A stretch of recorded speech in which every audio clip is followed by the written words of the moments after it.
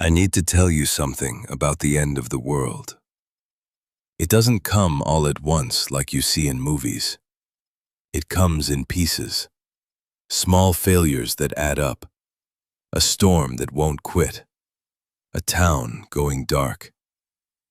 A phone that restarts itself and tells you you've got 6 hours left. The thing is, I believed the 6 hours part. That was my first mistake. The rain started on a Monday. By Thursday afternoon, it still hadn't stopped, and the weather service had run out of explanations. Record precipitation, they said. Unprecedented moisture levels. Historic storm system. All those words that mean we don't actually know what the hell is happening, but we're trying to sound professional about it.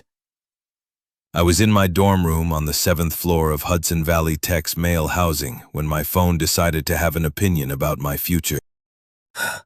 3 in the afternoon, and the sky outside looked like someone had taken a bucket of gray paint and just kept pouring.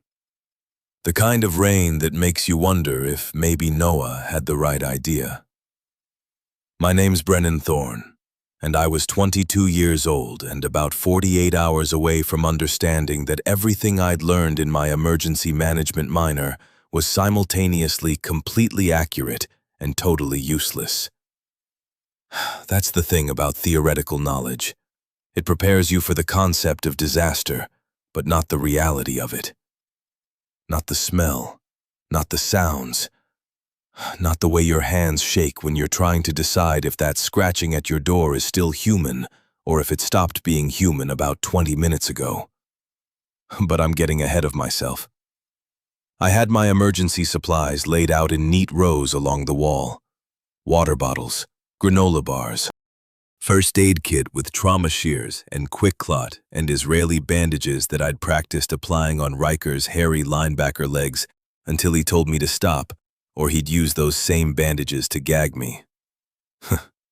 Flashlights with fresh Duracells, hand crank radio, Mylar blankets, water purification tablets. Everything Professor Nathaniel Caldwell had drilled into us about being prepared. The professor was ex-Army Corps of Engineers, 60-something with hands like leather and a way of explaining structural failure that made you understand why bridges collapse and buildings fall, and civilizations crumble. He'd look at you over his reading glasses and say things like, "The strength of a system is determined by its weakest component." And you'd write it down thinking it was about load-bearing walls, but really, he was talking about everything. He was talking about us. Riker Stone, my roommate, ex-linebacker, current kinesiology major, future physical therapist, if the world kept turning, was on his bed doing what he always did. Playing some first-person shooter on mute while watching news on his phone. Multitasking in that particularly male way that looks like he's doing nothing, but is actually several layers of distraction deep. "You see this?" he said without looking up. "See what?" "That town, up the mountain. Ridgemont." I knew Ridgemont. Everyone on campus knew Ridgemont. Little mountain town 12 miles north, population 4,000, farm country, apple orchards. The kind of place that exists specifically so people from cities can go there for fall foliage and overpriced cider donuts and feel like they've experienced rural America. What about it? I was refolding one of my Mylar blankets for the 3rd time. The creases wouldn't line up right, and it was driving me crazy, in a way that I'd learn later was my brain trying to maintain control over something, anything, while the actual world was busy falling apart. "Went dark 2 hours ago," Riker said. "All communications, cell towers, internet, everything." I stopped folding. "Storm, probably." "Yeah." But he didn't sound convinced, and neither was I. The storm had been bad, but not that bad, and Ridgemont had survived worse. These mountain towns, they're built for weather. They know how to handle themselves. I went to the window. 7th floor gave us a pretty good view of the Catskills when the weather wasn't actively trying to drown the world. Route 9 snaked up into those mountains like a question mark made of asphalt. I could just barely make out the road through the rain. That's when my phone buzzed. Then Riker's phone. Then from across the hall, I heard Caspian Gray, quiet fine arts major who I'd maybe heard speak 20 words all semester, curse loud enough that I could hear it through 2 closed doors, and that's when I knew something was genuinely wrong. Because Caspian didn't curse. Ever. His deal was this Zen photographer thing, where he just observed and documented and let the world be what it was without judgment. My phone screen went black. Loading bar appeared. Then a cartoon zombie popped up. Bright green. Big eyes. Friendly smile like it wanted to sell me car insurance. Text bubble appeared. "Hi, I'm Scout." "What the actual hell?" Riker said. He was staring at his phone like it had personally betrayed him. "Installing Survival Protocol version 2.0, my phone announced in this cheerful female voice that sounded like Siri's optimistic younger sister. "Shepard AI engaging. Welcome to beta testing." The interface loaded faster than any app I'd ever installed.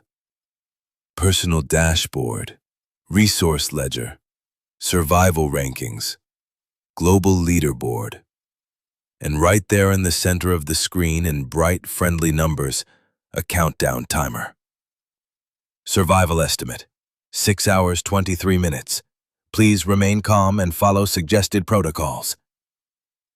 The little zombie mascot, Scout apparently, gave me a thumbs up. Its smile was unwavering, perfectly calibrated to be non-threatening. The kind of design choice that costs a company about $40,000 in focus group testing. This is a joke, right? Riker stood up, 6'3", 220, and built like the linebacker he used to be. Right then, he looked about as confused as I'd ever seen him, and Riker was not a guy who got confused easy. "Like a prank or something?" "I signed up for this," I said. My brain was trying to catch up with what I was seeing. Freshman year, there was this app. Apex Survival Systems, FEMA Grant Program, Emergency Preparedness Training. And now it's telling you you're gonna die in 6 hours? "Us," I said. I showed him my screen. "It's telling us." He checked his phone. Same countdown. Same cheerful zombie.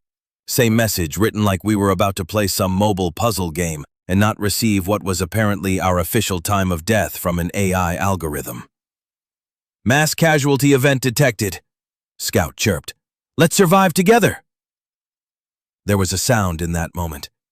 This specific silence that happens when your brain stops making excuses and starts accepting that something is fundamentally wrong.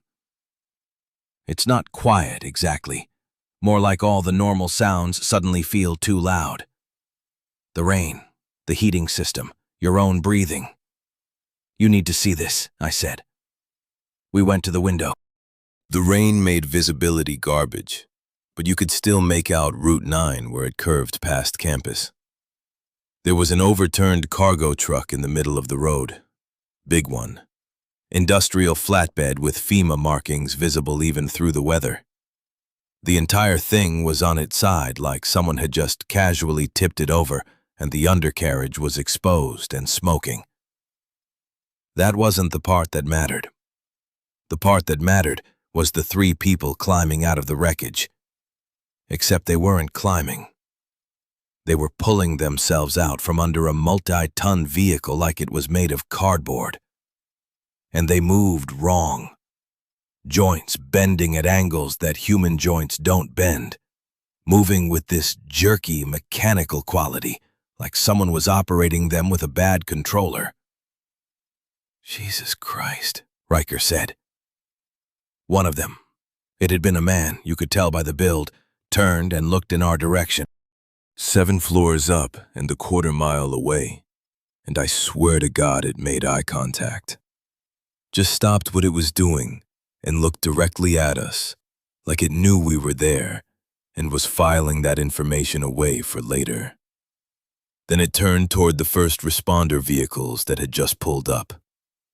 Fire truck, 2 squad cars, EMT van, all with lights going, all about to have a very bad day. I couldn't see what happened next, rain and distance, but my imagination filled in the blanks, and I wished it hadn't. My phone vibrated. Infected detected within 0.3 miles, initiating tactical assessment. Somebody started pounding on our door, not knocking, pounding, the desperate kind that means open up right now or I'm breaking this thing down. I recognized the rhythm. Caspian. I went to the door and cracked it open with the chain still on, because I'd watched enough horror movies to know that you check before you let someone in. Caspian Gray practically fell through the door. He was pale, shaking. His camera was clutched in both hands like it was the only thing keeping him tethered to reality. Caspian was one of those art students who saw the world through a lens, always had his camera, always documenting. Quiet as a church mouse, but his photographs could make you feel things you didn't know you were supposed to feel. Right now he looked like he'd filmed something he couldn't unfeel. "Axel," he said. His voice was steady, but you could hear the cracks forming underneath. "Our RA. He tried to get in my room. His eyes were wrong, all clouded over like milk. He didn't recognize me, didn't say anything, just snarled and grabbed." "You hurt?" Riker was already checking him over with that trainer's instinct for injuries. "No, door chain held.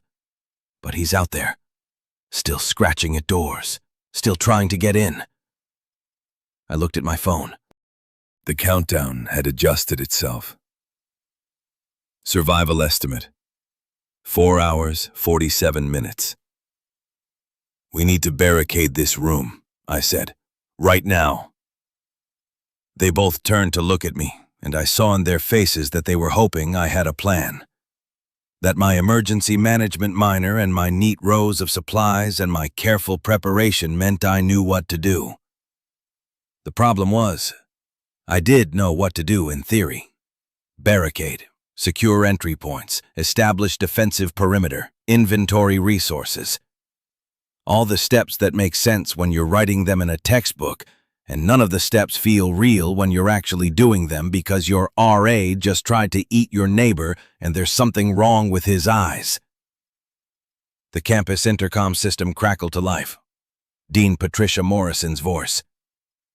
I'd met her twice. Once at freshman orientation, where she talked about Hudson Valley Tech's commitment to student success, in a tone that suggested she'd given this speech about 800 times. Once at a disciplinary hearing, where she'd explained to 3 lacrosse players that setting off fireworks in the quad was not protected speech under the First Amendment. She had this measured academic voice that made everything sound reasonable, even when it wasn't.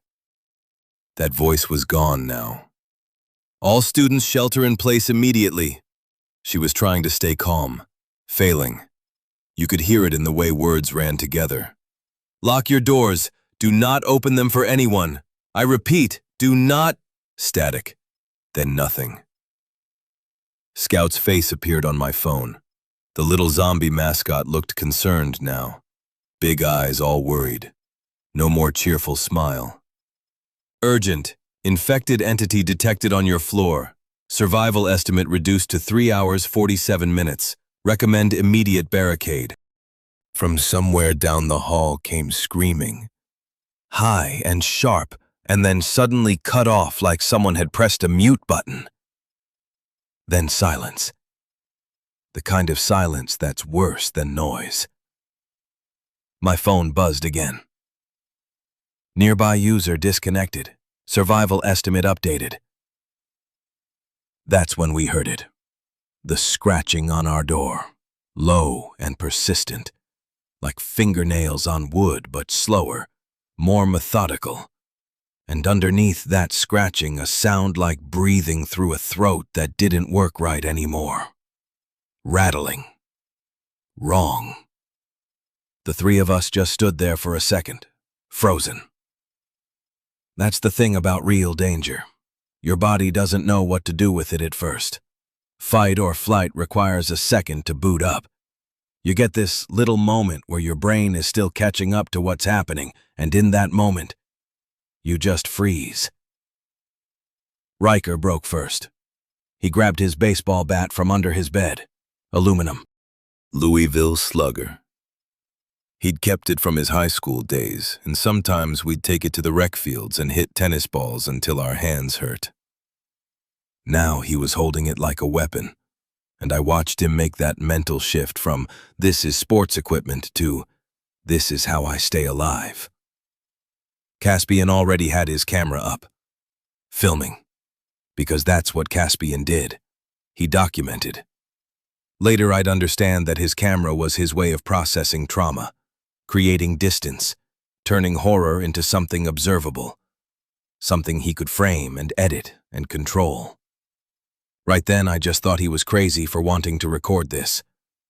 I had my phone, this little rectangle of glass and silicon telling me I had less than 4 hours to live, telling me to barricade, giving me percentages and survival estimates and tactical recommendations like this was a game and not the end of everything I'd known. Outside the window, the rain kept falling. Inside the room, we started moving furniture. Riker took the heavy stuff, his desk, my bed frame, the mini-fridge that we'd been too lazy to clean all semester and now smelled like old milk and forgotten dreams. He moved it all without talking, just picking things up and putting them against the door with this methodical focus that was honestly terrifying because Riker was not a methodical guy. Riker was impulsive, emotional. He played video games to feel things, but right now he was locked in, and that meant he understood what was happening better than I wanted to admit. Caspian and I wedged smaller items into gaps. Textbooks I'd never read, my emergency supplies, water bottles, the baseball bat from my own closet. All of it forming this improvised wall between us and whatever was on the other side of that door. The scratching had stopped. That was worse somehow. When you can hear the threat, you know where it is. Silence means it could be anywhere. My phone kept updating. Barricade strength, 65%. Recommend additional reinforcement at hinges. I checked. The app was right. The hinges were the weak point. We used duct tape and climbing rope from my emergency kit, wrapped them around the hinges and tied them off to the radiator. The percentage jumped to 82%. "You really trust that thing?" Riker asked. He was looking at my phone like it might explode. "More than I trust my gut right now." "Your gut didn't try to kill us." "My gut also didn't tell me to reinforce the hinges." He couldn't argue with that. None of us could. The app was weird and creepy and way too cheerful about our imminent deaths, but it was also right. And right was in short supply. Caspian was at the window with his camera, still filming, always filming. He was documenting the campus below. The rain, the darkness, the way the parking lot lights were starting to flicker. "There's no movement down there," he said quietly. But I saw 3 infected get past the fence near the biology building. "How'd they get in?" "Climbed it." Riker let out a low whistle. "Zombies that can climb. That's fantastic." "Don't call them that," I said. "Why not?" "The app calls them infected." "Oh, well, if the app says so." But he didn't have a better word for it, and neither did I. We'd all seen the same movies, read the same books, played the same video games. Except this wasn't fiction, and there was no dramatic music, and nobody was coming to save us because everyone who could save us was probably dealing with their own infected right about now. My phone displayed new information. Data pulled from CDC emergency broadcasts before everything went dark. I read it out loud because it felt important that we all knew. Transmission through bite, scratch, or fluid contact. Incubation period 1 to 3 hours average. Symptoms include fever spike, aggression, loss of speech, vacant stare. Termination only reliable through severe brain trauma. Termination, Riker repeated. That's a nice way of saying you gotta crack their skulls open. Yeah. And the incubation is 1 to 3 hours? So Axel turned that fast? If he got bit during the initial outbreak, I did the math. Yeah, he could have turned that fast. Caspian lowered his camera. How many people do you think are infected on campus? Too many, I said. The lights flickered. Once, twice, then steadied. My phone buzzed. Alert. Campus power grid fluctuating. Backup generators operational. Recommend inventorying light sources. It's like it's reading my mind, Riker muttered. It's reading data feeds, I said. Infrastructure sensors, building management systems. It's pulling information from every connected device on campus and processing it. And telling us how to survive. Trying to. We spent the next hour doing exactly what the app suggested. Inventoried our light sources, 7 flashlights, 2 headlamps, pack of birthday candles from some party I didn't remember. My phone, Riker's phone. Caspian's camera had a light. We counted it all and logged it into the app and watched our survival value tick up by 5 points. What's survival value? Caspian asked. No idea, I admitted. I was scrolling through the app interface, trying to understand what I was looking at. But apparently we just earned some. The app had opened up new features. Resource ledger, nearby survivors, ranking system, and in the corner a number that kept changing. Survival value, 47.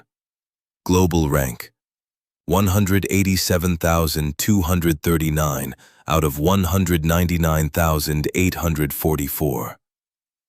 There are 200,000 people using this app, I said slowly. 200,000 people who are about to die, Riker corrected. Or survive. The app is trying to help us survive. By giving us a number? I didn't have a good answer for that. The gamification was weird. Turning survival into points and rankings felt wrong. But I also couldn't deny that following the app's suggestions had made our barricade stronger, had helped us inventory resources, was giving us concrete steps when everything else was chaos. My phone buzzed with a new notification. Mission available. Establish contact with other survivors. Reward, plus 50 survival value. It wants us to find other people, I said. Great, Riker said. How exactly are we supposed to do that when we're locked in here? Campus text chains, Caspian said. He was already scrolling through his phone. Group chats. Everyone's phones are going crazy. He was right. My phone was lighting up with messages. The lacrosse team chat, the engineering major group, the floor-wide text chain that mostly consisted of people arguing about shower schedules and who took someone's milk from the communal fridge. Now it was full of desperate questions. Anyone alive? Heard screaming in B-Wing. Dean Morrison is dead. Axel tried to bite me. What the hell is happening? I typed a message into the floor chat. Room 7B, 3 people, barricaded. Anyone else? The responses came fast. 7G here, 1 person. Scared. 7H, 2 of us. RA got Danny. 6C, 4 people. infected outside our door. 7J, alone, please, someone respond. I counted. 63 active users just on our campus. 63 people who'd somehow made it through the initial outbreak. 63 chances to survive this thing if we could figure out how to work together. My phone updated again. Nearby survivors detected, 63 active users. Recommend consolidation for improved survival value. It wants us to group up, I said. With who? Riker asked. We don't even know who's infected and who's not. That's the problem. We spent the next 2 hours trying to figure that out. Coordinating through text messages, asking questions. Who's with you? Are you hurt? Did anyone get bit? The answers were all variations of scared and confused and, no, we're okay, we think, but we're not sure. The app kept updating, tracking our messages, building a network map of survivors, showing us who was where, who was grouped up, who was alone. It was like watching a real-time social network, except instead of likes and shares, it was measuring who was probably going to make it through the night. That's when Caspian said something that changed everything. There's somebody at the female dorm answering messages. 3 people. Room 3F. They've got supplies too. Real supplies. Medical kit, food, water purification. Who? I asked. Names are Marin, Phoenix, and Haven. They're asking if anyone has a plan. I looked at Riker. Riker looked at me. Then we both looked at Caspian. Tell them we're working on it, I said. But the truth was, I had no plan.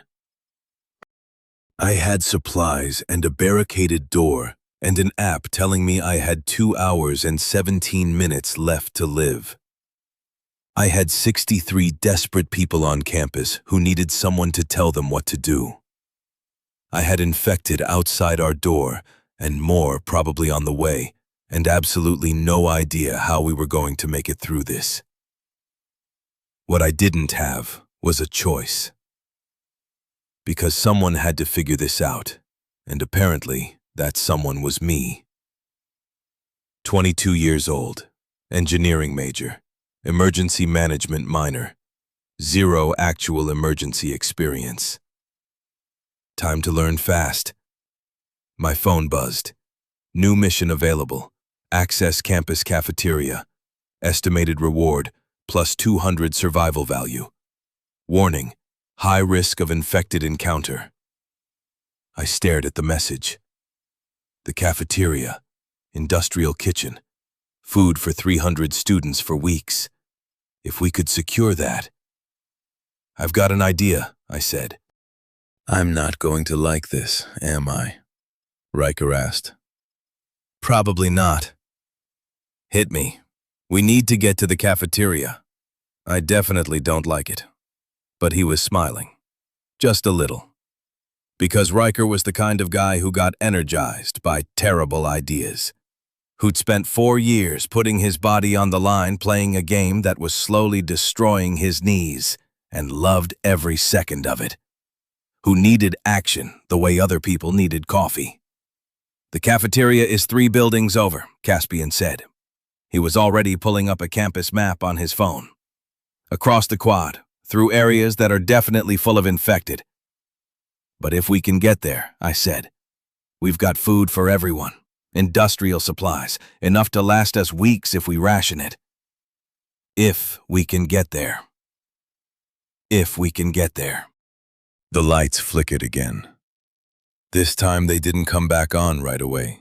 For about 10 seconds we sat in complete darkness, listening to the rain and our own breathing and the faint sounds of things moving in the hallway. When the lights finally came back on, they were dimmer. Emergency power kicking in. My phone vibrated. Campus power grid compromised. Primary generators failing.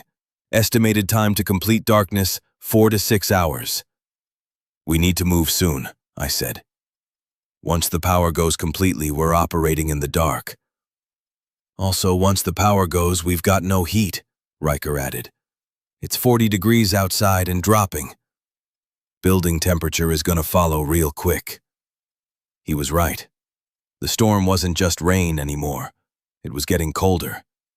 November in upstate New York. Without heat, we'd have maybe 2 days before hypothermia became a real problem. So we need food and we need heat, and we need to do it before the lights go out, Caspian summarized. Also, we need to do it without getting eaten by infected, Riker added. Right, that too. I pulled up the campus map on my phone. The app had already highlighted an optimal route. Color-coded. Green for probably safe, yellow for uncertain, red for definitely full of infected. The route to the cafeteria was mostly red. The app is suggesting we go through the athletics center first, I said. Says there's equipment there we need. Equipment? Protective gear, weapons, anything we can use. So we're going from survival to combat in under 6 hours, Riker said. That's gotta be some kind of record. You got a better idea? He didn't. Neither did I. Neither did Caspian. Although Caspian didn't really do ideas, he did observations. Right now, he was observing that we were 3 college students who had no business trying to fight our way across a zombie-infested campus in the middle of a storm, and yet we were apparently going to do it anyway, because the alternative was staying here and starving. We should contact the others first, Caspian said. The girls in 3F, Professor Caldwell, if he's still alive, anyone else who might want to coordinate. Professor Caldwell, I repeated. If anyone on this campus knew what to do, it was him. 60 years old, Army Corps of Engineers, structural engineering professor who'd seen actual combat and actually knew how buildings fail and how systems collapse and how people survive when everything goes wrong. I pulled up his contact information. Sent a text. Professor Caldwell, this is Brennan Thorne from your emergency management class. Are you alive? The response came back 30 seconds later. Alive. Engineering building, 3rd floor. Lab 304. Multiple survivors. What's your situation? Male dorm. 3 people. Barricaded. Planning supply run to cafeteria. Don't. Too dangerous. Meet me at engineering building first. I have equipment, keys, tools you'll need. Come after dark. Infected are less active in low light. Thermal vision is impaired. How do you know that? I've been watching them for 3 hours. They hunt visually. Darkness helps us. Come at 8 p.m., south entrance. Knock 3 times. Fast. I checked the time. 4 p.m. 4 hours to prepare. 4 hours to work up the courage to leave this room. 4 hours until we found out if the app's survival estimate was accurate or optimistic or complete bullshit. We're going at 8, I said. Professor Caldwell's meeting us at the engineering building. With what, for weapons? Riker asked. Harsh language? Athletics center first. The app says there's equipment there. I'm gonna grab that equipment as baseball bats and hockey sticks. Probably. Great. We're fighting zombies with sports equipment. This is going well. Already moving. Pulling on extra layers, looking for anything that might serve as armor. Caspian was checking his camera battery, making sure he had enough charge to film whatever we were about to walk into. I was staring at my phone, watching the survival estimate tick down minute by minute, and wondering how many of those 63 active users would still be active by morning. The app updated one more time. Mission available. Establish contact with Professor Caldwell. Estimated reward, plus 100 survival value. Recommended approach, stealth and speed. Scout's face appeared. The little zombie mascot looked serious now, concerned. Like it actually cared about whether we lived or died, even though it was just an algorithm calculating probabilities. This is dangerous, the text bubble read. Be careful. I don't want to lose you. I almost laughed. This cartoon zombie was showing more concern for my welfare than most people I knew, which probably said something about me, or society, or both. "We'll be careful," I said to my phone like an idiot. Scout gave me a thumbs up. I gave one back. Then I turned to Riker and Caspian and said the words I'd been avoiding. "If this goes wrong, if something happens, if we get separated, the fallback point is here, this room. If you can make it back here. If you can't..." I stopped. "If you can't, then save yourself. Don't die trying to save me. Understand?" "Screw that," Riker said. "We stay together, period. We're not splitting up like idiots in a horror movie." "I'm serious." "So am I. We're a team. We survive as a team. That's how this works." Caspian nodded. Didn't say anything.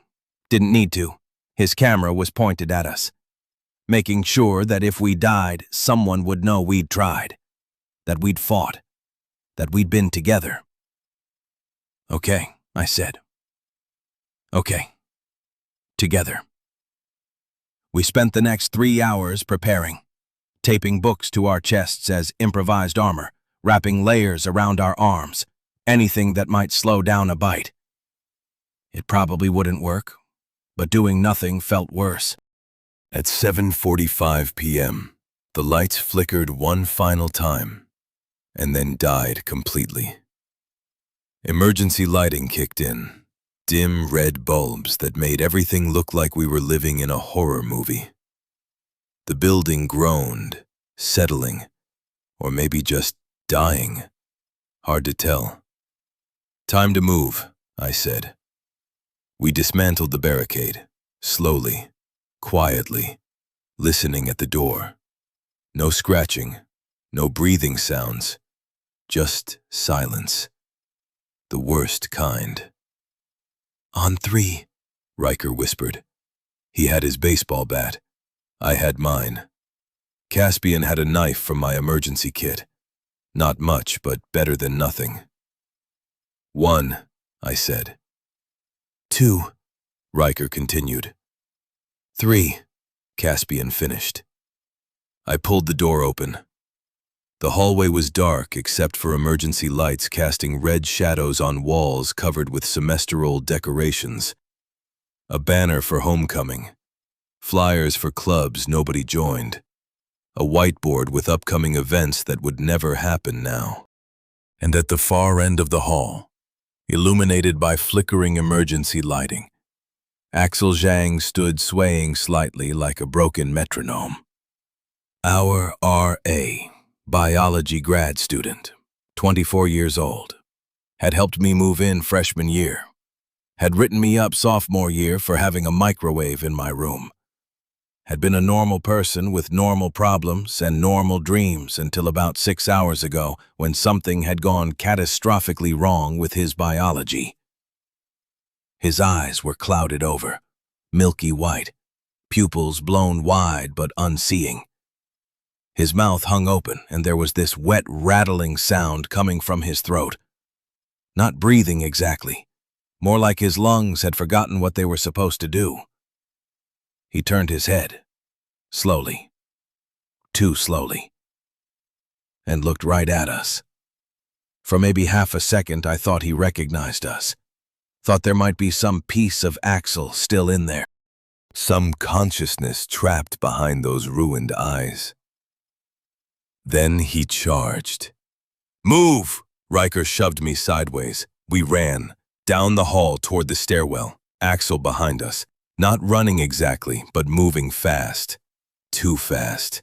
Joints bending wrong, making sounds that nothing human should make. The stairwell door was locked. Of course it was locked. Fire code be damned, someone had locked it, and we were about to get trapped in a hallway with an infected RA and nowhere to go. Then Caspian did something I will never forget.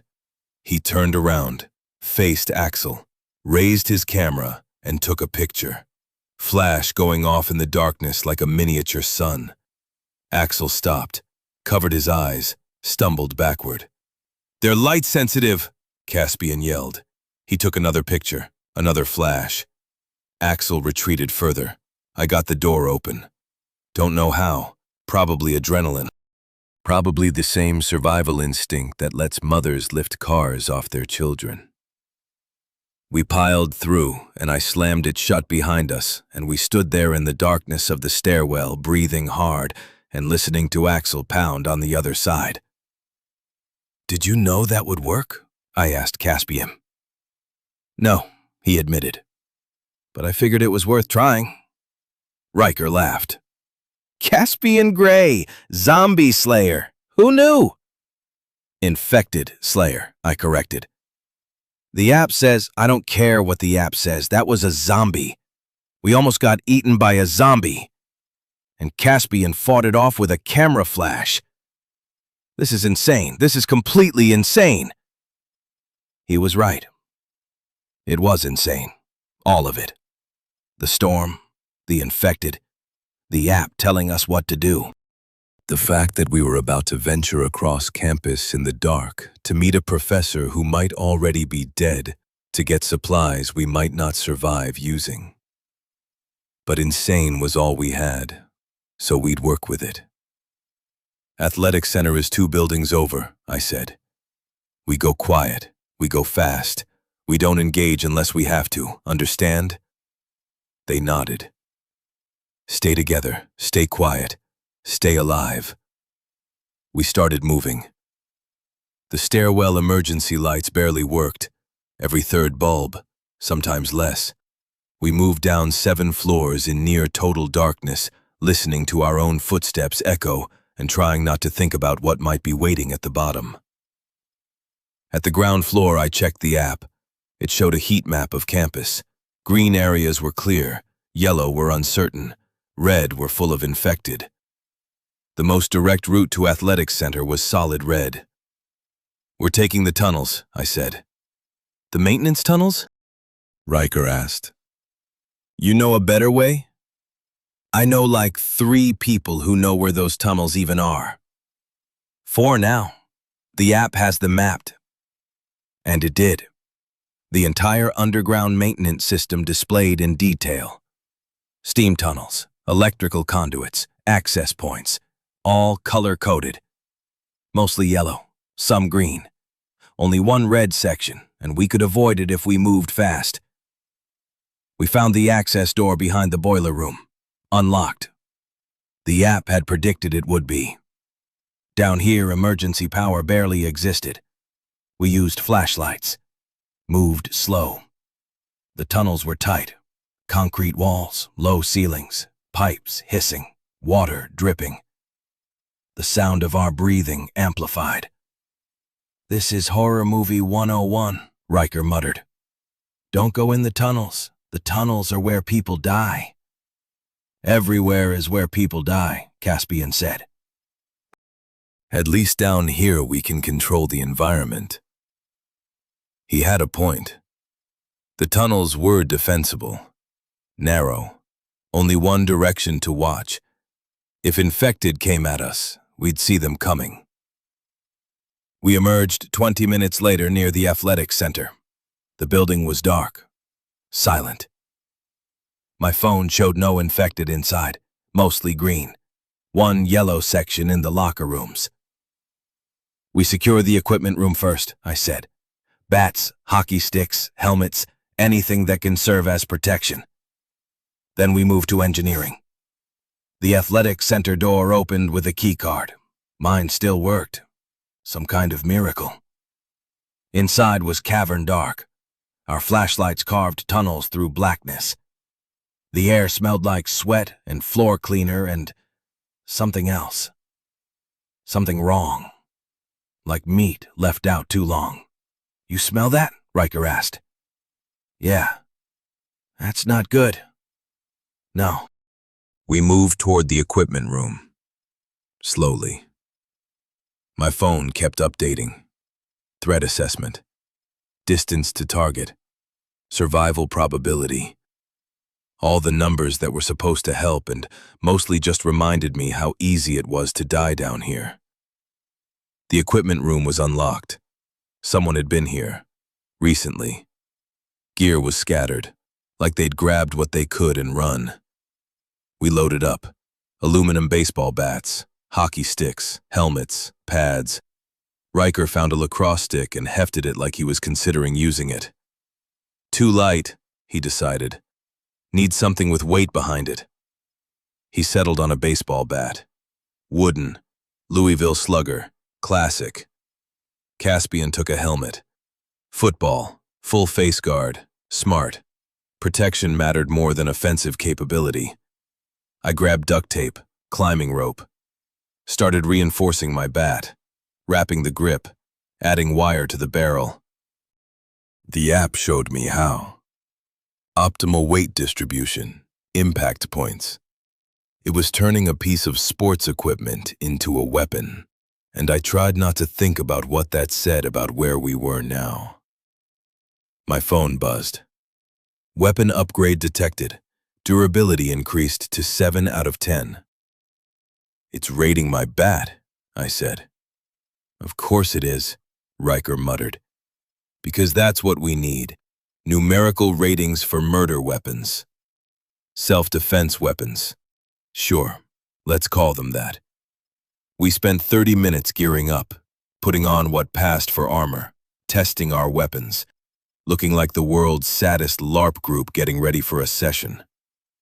Except this wasn't roleplay, and the enemies were real, and if we screwed up, nobody would respawn. At 8 p.m. exactly, my phone pinged. Mission waypoint activated. Navigate to engineering building. Professor Caldwell awaiting contact. Time to move, I said. We left Athletic Center through the south exit. The quad was in front of us. Wide open space. No cover. In the darkness, we could see shapes moving. Lots of them. Infected wandering with that strange, jerky gait. Not organized. Not hunting, really. Just moving because movement was all they had left. We need a distraction, Caspian whispered. Like what? He pointed to the parking lot. Car alarm. Draw them away. We sprint across while they're distracted. That could bring every infected on campus running. Or it could give us 30 seconds. That's all we need. I looked at Riker. He shrugged. I don't have a better idea. Okay. Caspian, you're fastest. You trigger the alarm. Riker and I will be ready to move. Soon as we see them shift, you kill the alarm and we all run together. Meet at engineering south entrance. If anyone gets cut off, we don't get cut off, Riker interrupted. We move together, like you said. Right, together. Caspian moved into the parking lot. Low, quiet. Found an old Honda Civic. Broke the window with his helmet. The alarm screamed into the night. Every infected in the quad turned toward the sound, started moving that direction, shambling, faster than they should be able to move. Now, I hissed. We ran across the quad, 3 figures in improvised armor carrying weapons we barely knew how to use. The distance couldn't have been more than 100 yards, but it felt like miles. Every step an opportunity to trip, to fall, to get caught. Behind us, the car alarm cut off. Caspian sprinting to catch up.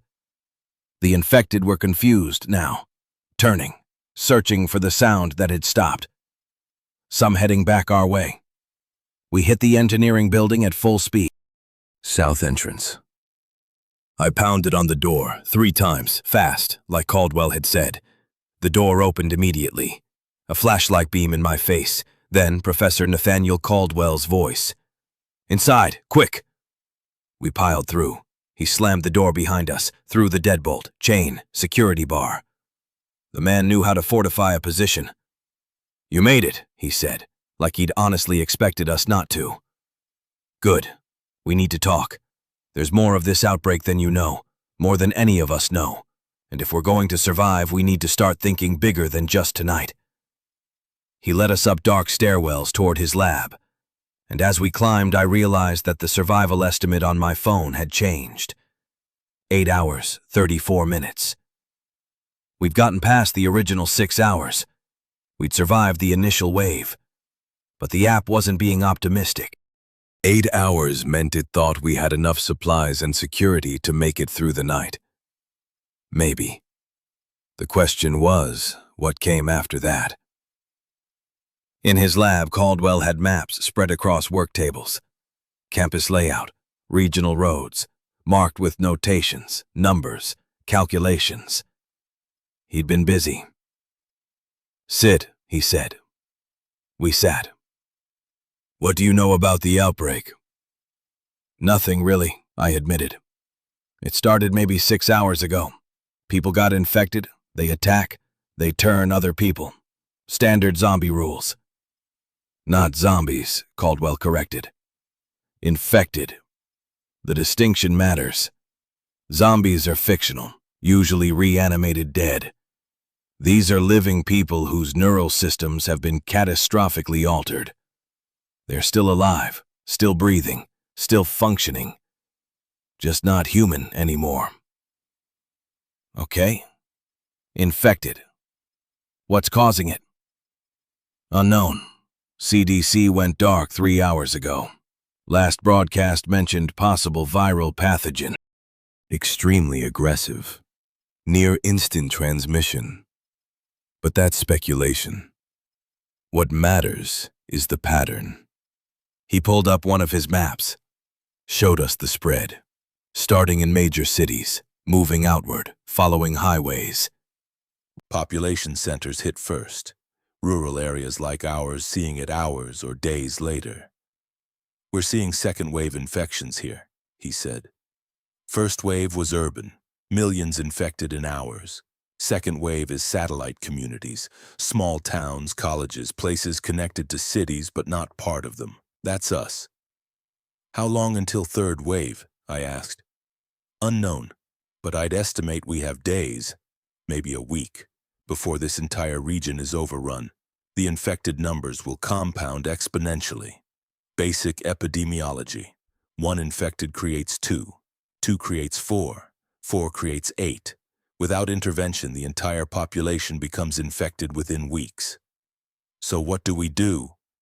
We survive the initial chaos, secure resources, form a viable community. Then we outlast the outbreak. Viruses burn out, host populations get depleted, mathematical certainty. And the question is whether we can survive long enough to see it happen." "And can we?" Riker asked. Caldwell looked at him. "That depends entirely on you, on all of you, on whether you can make the choices necessary to survive, whether you can build something that lasts longer than you do as individuals."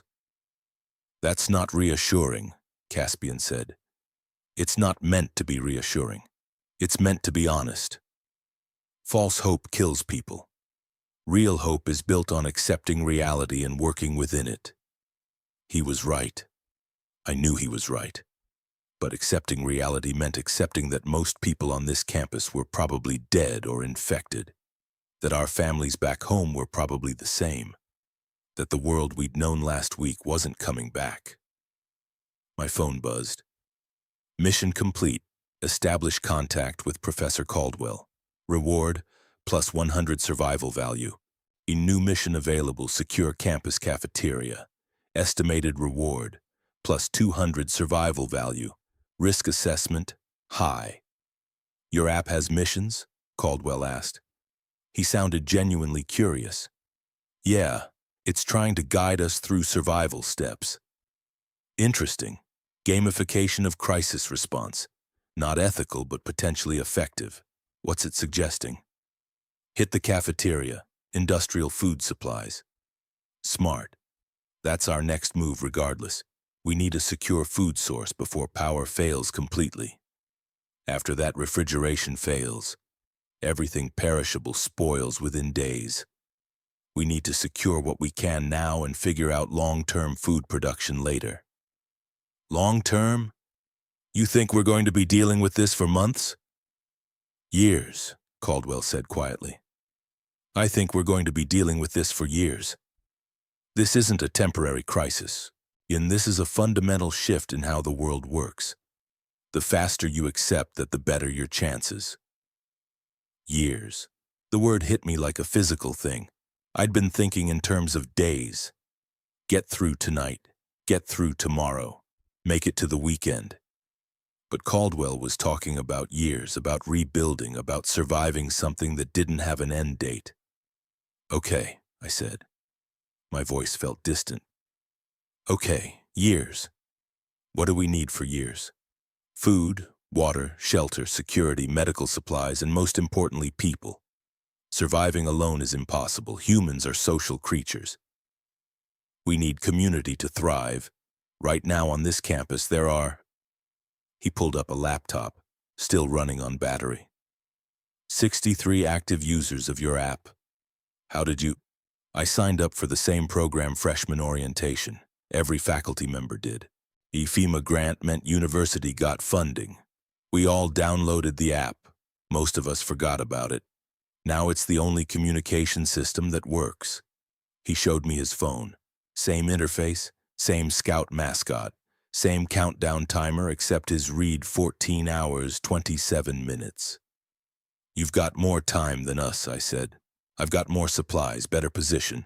The app calculates based on resources and threat level. Your time went up when you met me. Mine went up when you arrived. Cooperation increases everyone's survival chances. So we need to group up, all 63 of us.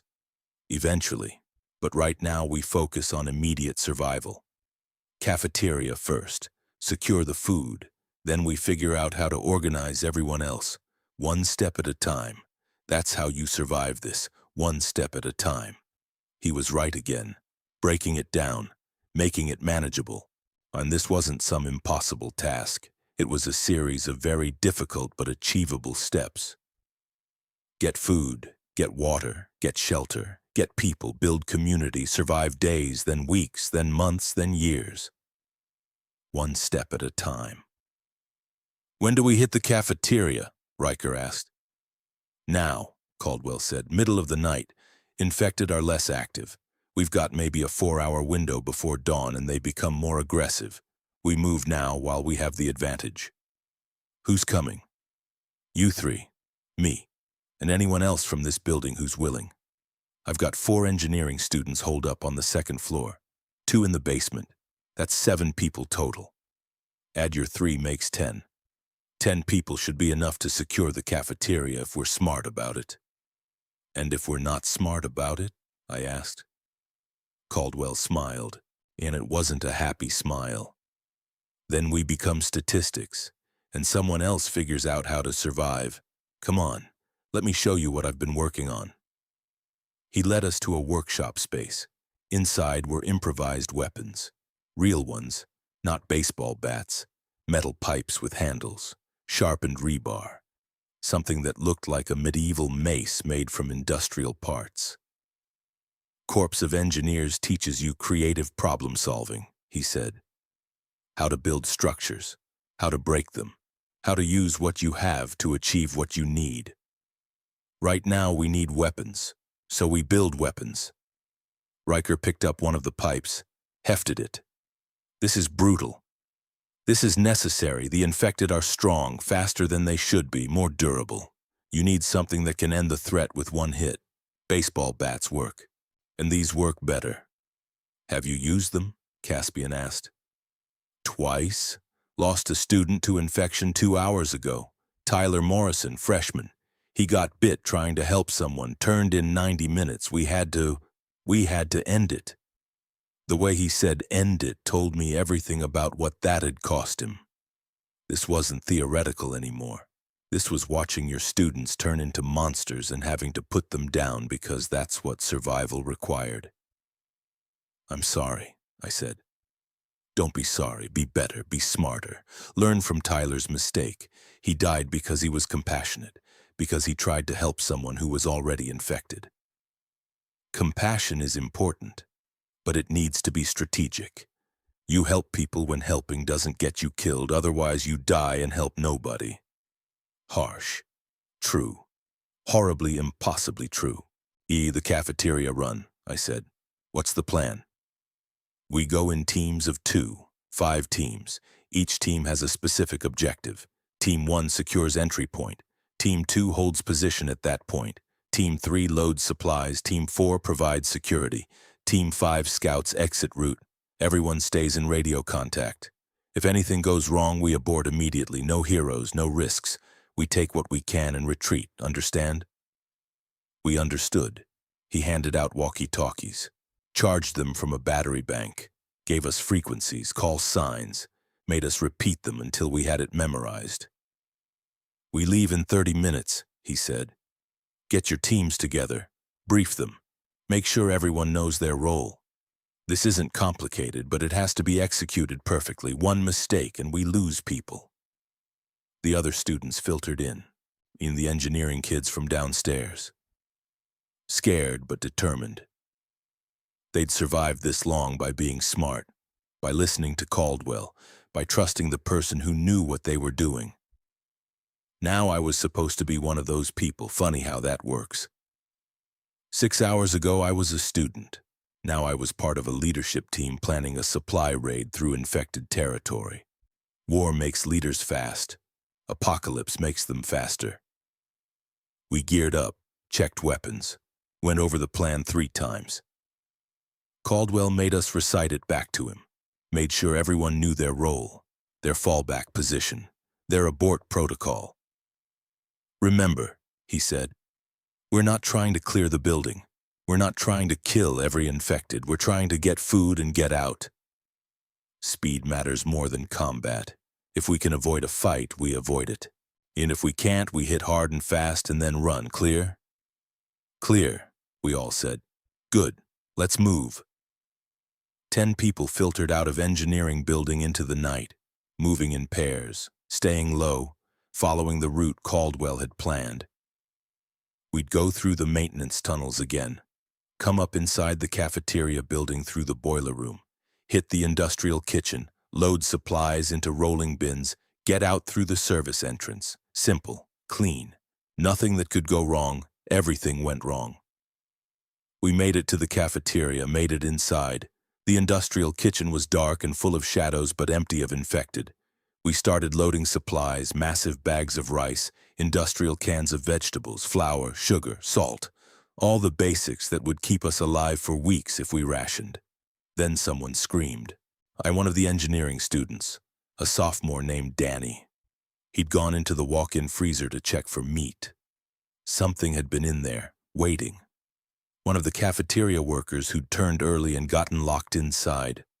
Probably been there for hours, cold, hungry, desperate. It came out fast, grabbed Danny, bit him on the shoulder before any of us could react. Caldwell put it down. One hit with his improvised mace, brutal, efficient, necessary. But Danny was infected. We all knew it. He knew it too. How long do I have? He asked. His voice was remarkably steady. Hour, Caldwell said, maybe 90 minutes. Then we better hurry with the supplies. That's what he said, not help me, not save me, just we better hurry. Because even knowing he was dying, Danny understood the mission mattered more than his life. And we loaded faster, working in grim silence. Danny helped, kept helping even as his shoulder started turning black. Even as fever set in, even as his eyes started going cloudy. Time to go, Caldwell said. Without me, Danny added. No, you're coming. I'm infected. I'll turn. I'll attack you. Leave me. We're not leaving anyone. Then lock me in the freezer. It'll slow the process. Maybe give you time to figure out a cure or something. There was no cure. We all knew it. But Danny wasn't asking for hope. He was asking for dignity, for a choice about how he died. Caldwell looked at me, then at Riker, then back at Danny. You're sure? He asked. I'm sure. Okay. Let's make you comfortable. They went back to the freezer, Caldwell and Danny. The rest of us kept loading supplies, trying not to listen. Trying not to imagine. 5 minutes later, Caldwell came out alone. He's He's secure, Caldwell said. His voice cracked, just slightly. Let's move. We moved, loaded everything onto rolling bins, started back toward the tunnels. That's when we heard it. Dozens of infected converging on the cafeteria, drawn by the noise, the activity, the smell of living humans. Go, go, go! Caldwell yelled. We ran, pushing bins full of supplies through maintenance tunnels while infected poured into the building behind us. Some followed us into the tunnels. Not many, maybe 5. But 5 was enough in tight quarters. Riker took point, started swinging his bat, connected with the first infected's head. The thing went down hard, didn't get back up. Second one came. Third, he kept swinging, kept hitting, kept moving forward. And behind us, Caspian was filming, because of course he was. Even running for his life, he was documenting, making sure someone would know what happened here. I brought up the rear, watching behind us, making sure nothing followed. My phone was buzzing constantly, survival timer jumping around, risk assessment going crazy. The app couldn't decide if we were about to die or about to succeed. Neither could I. We burst out of the tunnels near engineering building. The bins were full, but we'd lost 2 people in the chaos. 2 engineering students cut off by infected. We could hear them screaming behind us. Then we couldn't. Caldwell got everyone inside, locked down. We'd gotten enough food for 60 people for 2 weeks. Maybe more if we stretched it. We'd lost 2 students. Danny in the freezer, 2 more in the tunnels, and 3 dead for 2 weeks of supplies. The math of survival was brutal. My phone updated. Mission complete, secure campus cafeteria. Reward plus 200 survival value. Community member deceased minus 25 survival value. Net gain plus 175 survival value.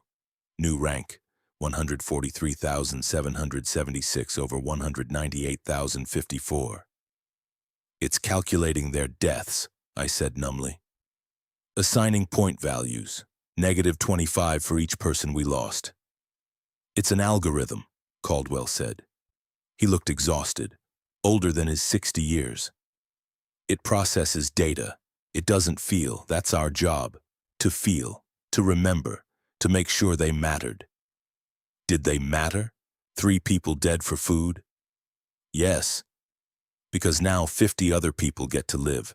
That's the math. That's the choice. 3 for 50. I hate it. You hate it. But that's what survival looks like. We make impossible choices and live with them. He was right. Again, always right. But right didn't make it easier.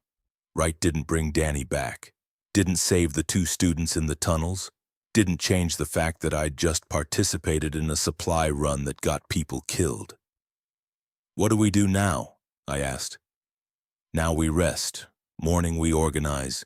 We figure out how to secure this entire campus, how to group up all 60 survivors, how to build something sustainable. Tonight we survived. Tomorrow we start actually living. If we make it to tomorrow. We'll make it, Caldwell said. We have to. Because if we don't, who will? I didn't have an answer for that. None of us did. We just sat there in the dark eating granola bars from the cafeteria and pretending we couldn't hear infected clawing at the doors and trying not to think about Danny locked in a freezer, slowly turning into something that used to be human. The rain kept falling outside. Inside, we started planning for a future none of us were sure we'd survive to see. But planning was all we had. So we planned. My phone buzzed one more time. Survival estimate, 22 hours, 14 minutes. Infrastructure unlock available, cold storage level 1. Cost, 20 kilograms metal, 10 kilograms insulation material. Infrastructure. The app was already thinking about long-term survival, about building systems that would last. Maybe Caldwell was right. Maybe we were in this for years. Maybe that meant we needed to start thinking like it. I pulled up the building interface. You started looking at what we'd need, not just for tomorrow, for next month, next year. If we were going to survive this, we needed more than food and weapons. We needed hope. Real hope. The kind built on preparation and planning and accepting that this was our new reality. The kind of hope that comes from deciding that you're going to live not just today, but every day after. One step at a time. We'd survived day 5. Time to start working on day 6. The rain kept falling, but inside we started building something that might last. I need to tell you about day 6 because that's when things stopped being about pure survival and started being about actually living. There's a difference. Survival is reactive. Living is proactive. Survival is getting through the next hour. Living is planning for next week, next month, next year. And Professor Caldwell understood that better than any of us. Morning broke gray and wet. The storm hadn't stopped. Maybe it never would. In the engineering building, we'd spent the night in shifts. 4 people awake, 6 sleeping, rotating every 2 hours. Nobody slept well. Hard to sleep when you can hear infected scratching at doors and the screams of people who didn't make it through the night. But we'd made it. All 8 of us who'd survived the cafeteria run. And our survival timers had grown. The app now estimated 18 hours for most of us, 23 for Caldwell. He had the most resources, the best position, the most experience. The algorithm respected that. We need to organize, Caldwell said at first light. He'd spread maps across every available surface. 63 active users on this campus, most in dorms, when some scattered. We need to consolidate. 1 fortified position, pool resources, establish roles. How do we even contact them? One of the engineering students asked. Her name was Anna, sophomore, mechanical engineering. She'd been the one to suggest using rolling bins for supply transport. Smart kid. Text chain, I said. Group message through the app. Everyone who's still active gets the message. We tell them where to meet, when, what to bring. And if they don't come, then they're on their own. We can't force this. People have to choose to participate. Caldwell nodded. Send the message. Rally point here. Engineering building, noon today. Bring supplies, come ready to work. This isn't a rescue, this is a coalition. I sent the message, watched it propagate through the network. 63 active users. E58 confirmed read. 3 minutes later, the responses started coming. We'll be there. How do we get there safely? Do you have food? Are you really Caldwell? The professor? What's the plan? Caldwell answered each one. Patient, direct, honest about the risks, about what we were building, about what would be required. By 11 a.m., we'd gotten commitments from 47 people. 16 were too scared to move, holed up in dorms. We marked their positions, told them we'd come back for them once we were organized. It was the best we could do. At 11:30, people started arriving, in pairs, small groups, coming through the tunnels or sprinting across open ground during clear moments. Each arrival brought supplies, food, water, medical kits, weapons. One guy showed up with a compound bow and a quiver full of arrows. I said he was archery club president. We told him he was now our ranged weapons specialist. By noon, we had 47 people in the engineering building. 47 scared college students who'd survived the first night and needed to know what happened next. Caldwell addressed them from the main lecture hall, standing at the front like he was giving a normal lecture, except this lecture was about how to survive the end of the world. I'm not going to lie to you, he started. Most people on this campus are dead or infected. Most people in this country are probably the same. The world you knew last week isn't coming back. Accept that now or die slowly pretending otherwise. Harsh. But people needed harsh. They needed someone to tell them the truth. What we're building here is simple, he continued. A survivor community. We pool resources, establish security, create sustainable food production, defend ourselves, and we do it together because alone we all die. Together some of us might live, maybe even thrive. For how long? Someone asked. As long as it takes, months, years. However long until this crisis passes or we die trying. This isn't temporary, this is our new normal. The faster you accept that, the better your chances. He laid out the structure, organization, roles, responsibilities. Security team, 8 people rotating patrols, defending perimeter, armed with improvised weapons and the compound bow. Supply team, 6 people for scavenging runs, securing resources, expanding our stockpile. Medical team, 3 people with medical training. Phoenix Sterling stepped forward for this. She'd been hiding in the female dorm with 2 others. A pre-med, biochem major, exactly what we needed. Agriculture team, Maren Wild, the girl who'd been texting me from 3F. She was from Iowa, actual farm background. She took one look at our food supplies and said, "This'll last 2 weeks if we're careful. Then we need real food production. I can do that, but I need space and materials." Infrastructure team, engineering students who could maintain building systems, generator management, water purification, waste disposal, all the unsexy stuff that keeps you alive, and everyone else rotated through general labor, cooking, cleaning, maintenance, guard shifts. Nobody got to freeload, everyone contributed. "This is a cooperative," Caldwell explained. "You work, you eat, you don't work, you don't eat, no exceptions, no special treatment. Either we survive as a unit or we don't survive at all." "What about leadership?" someone asked. "Committee of 6, makes major decisions, handles disputes, rotates monthly so no one gets too comfortable. I'll chair until we're established. After that we elect. Democracy in crisis. It's messy, but it's fair." The committee formed quickly. Caldwell, me, Maren from agriculture, Phoenix from medical, a guy named Kyle who'd been campus security, and Riker because someone said we needed someone who could enforce decisions physically if needed, and Riker was the obvious choice. We spent the afternoon organizing, inventory of supplies, assessment of building defenses, planning for sustainability. The app tracked everything, gave us missions, unlocked features as our survival value increased. By evening, we'd transformed from a group of scared students into something resembling an actual community. Meals were communal. Security was organized. Everyone had a role. It wasn't much, but it was something. My phone showed our collective survival value, 1,240. Global rank, 89,766 out of 197,123. We'd jumped 50,000 positions in 12 hours just by organizing. "The app is rewarding cooperation," I told Caldwell. "It's literally built into the algorithm. Working together increases everyone's individual survival chance." "Makes sense," he said.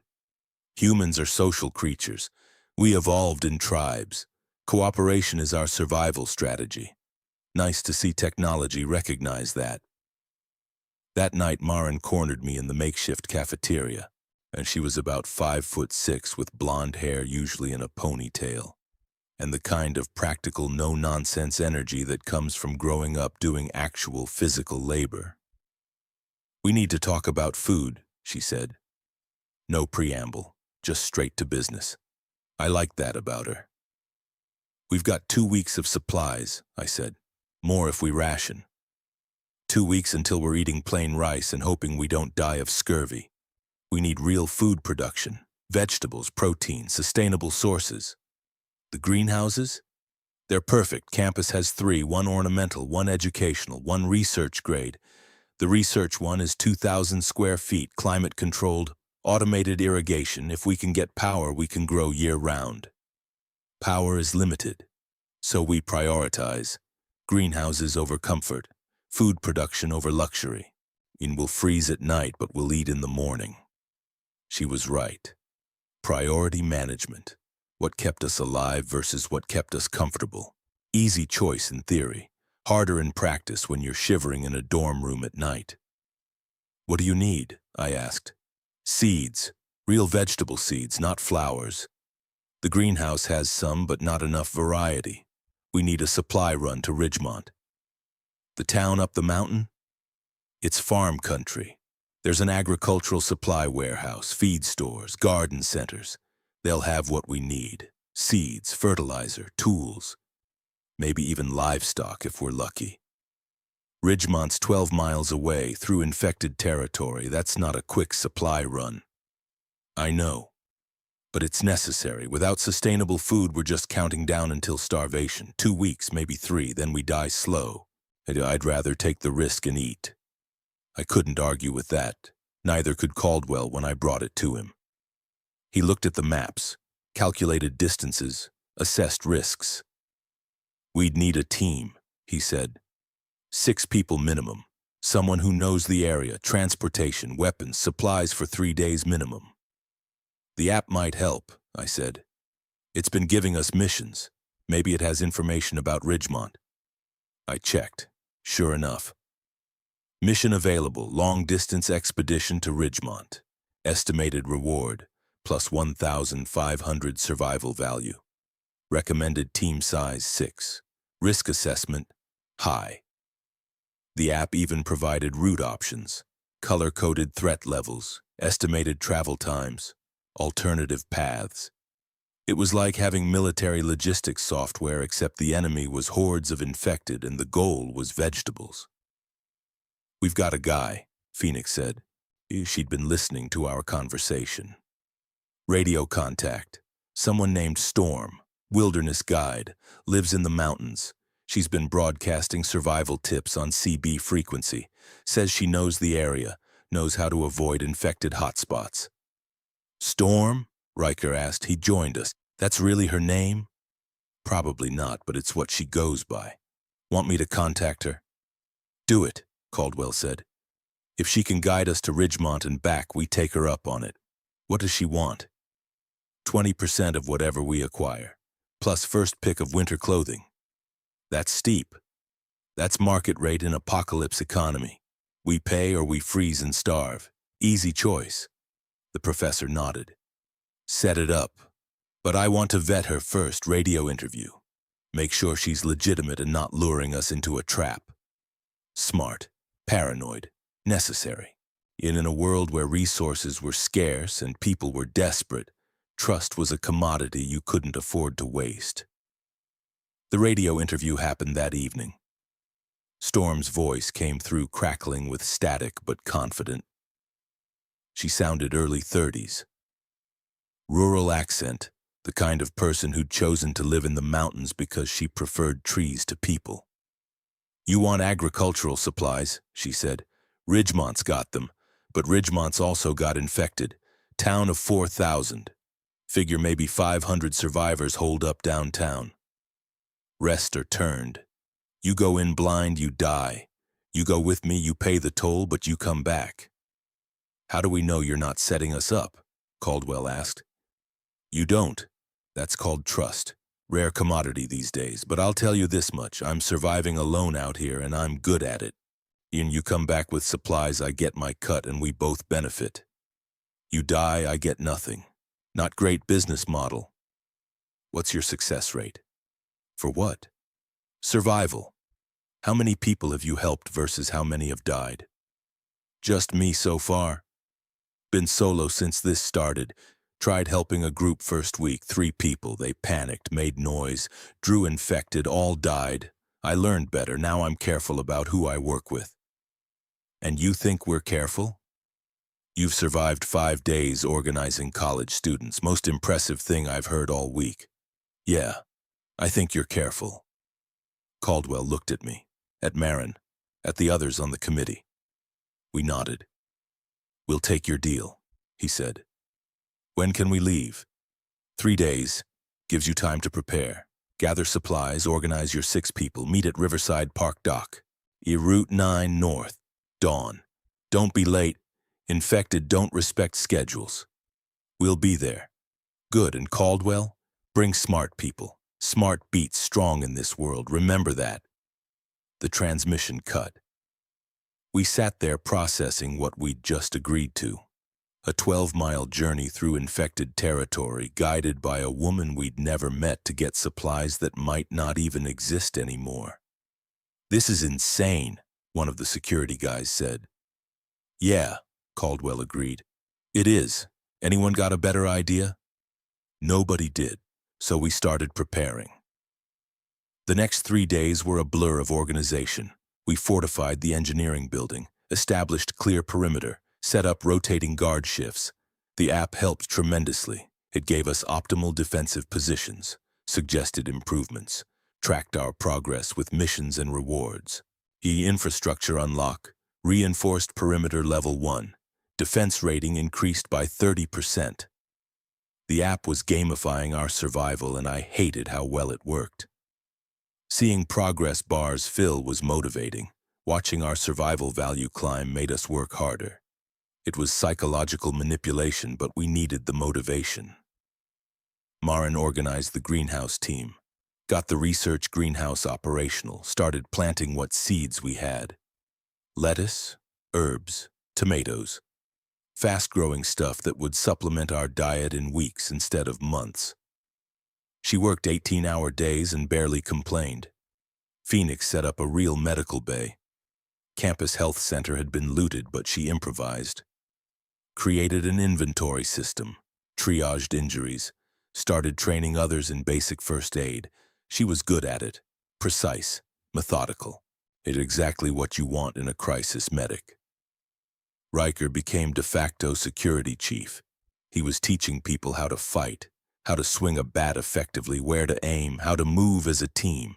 He was patient, encouraging, good at reading people and pushing them to be better. The knee injury that ended his football career had turned him into one hell of a teacher. And me? I coordinated, managed supplies, interfaced with the app, made sure everyone was working together instead of against each other. It wasn't glamorous, but it was necessary. Caspian documented everything. His camera was always running, recording our meetings, filming our work. He was creating an archive, making sure that if we died, someone would know we'd tried, that we'd built something, that we'd mattered. "Why are you filming this?" I asked him during a break. He shrugged, and thought about it. "Someone needs to remember. If this is the end of everything, someone needs to know what it looked like, how we fought, how we survived or didn't. I can do that. I can be the memory." "That's a heavy burden." "All burdens are heavy now. Might as well carry one I'm good at." On day 8, we got our first real test. Raiders hit our perimeter. 6 people, armed, looking for supplies. They'd been part of campus security before everything fell apart. Now they were taking what they wanted and killing anyone who resisted. They demanded we open up and share our food. Kyle, our security guy, talked to them through the door. "We can trade," he offered. "Fair exchange. You bring something valuable, we'll trade food." "We're bringing 6 guns," the leader said. "That valuable enough?" "That's not trade. That's theft. Call it what you want. Open the door or we break it down." Caldwell made the call. "Don't open it. Let them try to break it. We fortified this position for a reason." They tried. For about 20 minutes they tried to break down our doors, used improvised rams, tried shooting the locks. Nothing worked. We'd reinforced everything. The engineering students had done their job well. Then the infected showed up, drawn by the noise. Lots of them. The raiders panicked, started shooting, made more noise, drew more infected. In the chaos they ran. We could hear them screaming as they fled into the storm. Some made it, some didn't. After that, nobody else tried to raid us. Word got out. Engineering building was fortified, defended, not worth the trouble. There were easier targets. We hated that there were easier targets. And we hated that we couldn't help everyone. But resources were limited and we were stretched thin, and sometimes the best you can do is survive yourself and hope others figure it out. The app tracked it all, assigned points, updated rankings. Defensive victory plus 50 survival value, Pattern recognized. Coordinated group tactics reduce casualty risk by 78%. It's learning from us, I told Caldwell. The AI, it's watching what works and what doesn't, building a database of survival strategies. Good, he said. Then other communities benefit from our experience. That's how knowledge spreads, how humanity rebuilds, one lesson at a time. On day 9, the expedition team finalized. Me, Riker, Caspian, Marin, Phoenix, and Knox Ryder. Campus maintenance supervisor, 40-something, gruff, practical. He knew every hidden passage and service tunnel on campus. He'd been surviving solo in the boiler room until we organized, hadn't wanted to join, said he worked better alone, but Caldwell convinced him we needed his expertise. I'm not a team player, Knox warned. You don't have to be, Caldwell said. You just have to not actively work against us. Can you manage that? For now, until it stops making sense. Fair enough. I didn't trust Knox. Something about him felt wrong. Too individualistic. Too willing to compromise the group for personal gain. But we needed his knowledge, and we didn't have time to find someone else. Day 10 we departed. Early morning, still dark. The rain had finally stopped, but the sky was that weird gray that means more weather is coming. We were armed, provisioned, following the app's suggested route through maintenance tunnels to the parking lot. Storm met us at Riverside Park exactly at dawn. She was early 30s like her voice suggested. Weathered, leather jacket, fur-lined hood, hunting rifle across her back. Eyes that assessed everything and trusted nothing. You're the college kids, she said, not a question, a statement. We're the survivors, I corrected. Same thing for now. Let's see if it stays that way. She looked us over, evaluated our gear, our weapons, our readiness. You'll do? Maybe. The road to Ridgemont is 12 miles, mostly through forest. Infected are sparse but present. We move quiet, we move fast. We don't stop unless I say stop. Clear? Clear. Good. One more thing. If someone gets bit, if someone gets infected, we leave them. No debate, no last stands. No dramatic sacrifices. You turn, you're a threat. We eliminate you or we leave you. Non-negotiable. That's harsh, Phoenix said. That's survival. You want gentle, find a different guide. I'm here to get you to Ridgemont and back. Alive, preferably. But I'm not dying for any of you, understand? We understood. Didn't like it, but understood. The journey to Ridgemont took 8 hours. The road was terrible, washed out in places, blocked by debris and others. We went through forest on old logging roads that Storm knew by heart. She'd been surviving in these mountains for weeks, knew every trail, every threat, every safe hiding spot. We encountered infected 3 times, small groups, 5 or less. Storm dealt with them efficiently, rifle shots, precise, no wasted ammunition, and she was proficient in a way that suggested military training or years of serious hunting experience. You're good with that, Caspian observed. He was filming her, always filming. I was a wilderness guide, she said, taught tracking, survival skills, rifle accuracy. Turns out all of that translates well to apocalypse. Who knew? Why are you still alone? Marin asked. You could have joined a community, had backup. I could have, chose not to. People are messy, they argue, they make emotional decisions, they get you killed. Alone, I only risk myself. Then why help us? Because alone I'll survive, but I won't thrive. Eventually I'll need trade partners, medical supplies, information. You kids are organized, smart, worth investing in. This is business, don't mistake it for friendship. Harsh, honest. I respected that. But Storm was clear about what she was and wasn't. No false promises, no empty reassurances, just cold assessment of risk and reward. We reached Ridgemont outskirts at 3 p.m. The town was dead, literally. Bodies in the streets, cars abandoned, buildings burned. It looked like war had swept through and kept going. Downtown's ahead, Storm said. That's where the survivors are. Cole's group, former cop, real hard-ass, runs the place like a police state. But it works. They've got walls, security, organization. If anyone has agricultural supplies, it's them. And they'll trade, I asked. They'll negotiate. Cole's not generous, but he's fair. You bring something worth having, he'll deal. Just don't try to play him. He'll see through it and you'll regret it. We approached the downtown area carefully. The survivors had built walls from overturned vehicles and shipping containers. Guard towers at corners, armed sentries, professional setup. These people knew what they were doing. Storm radioed ahead. Stormvale bringing guests, college kids here to trade. A man's voice responded, deep, authoritative. They armed? Lightly, not a threat. Bring them to checkpoint 3, we'll evaluate. The checkpoint was thorough. They patted us down, confiscated our weapons temporarily. Cole's rule, the guard explained, no armed strangers inside walls. You get them back when you leave, assuming you leave. Knox bristled. Like hell you're taking. Riker put a hand on his shoulder. We're here to trade, not fight. Let them keep the weapons. Knox glared but complied. But I filed that away. Knox didn't handle authority well, and could be a problem later.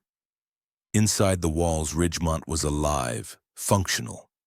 There were maybe 30 people visible, organized patrols, work crews, a community that had survived through discipline and brutality in equal measure. Cole met us in what used to be Town Hall. He was mid-40s, gray hair, cop build, eyes that missed nothing. He assessed us the way Storm had, but more thoroughly. Looking for weakness, for liability, for reasons to say no. Storm says you want agricultural supplies, he said. No greeting, no pleasantries, just business. Seeds, fertilizer, tools, livestock if possible, Marin said. She stepped forward, matched his directness. We've got greenhouses, we can grow year-round, but we need proper stock. And what are you offering?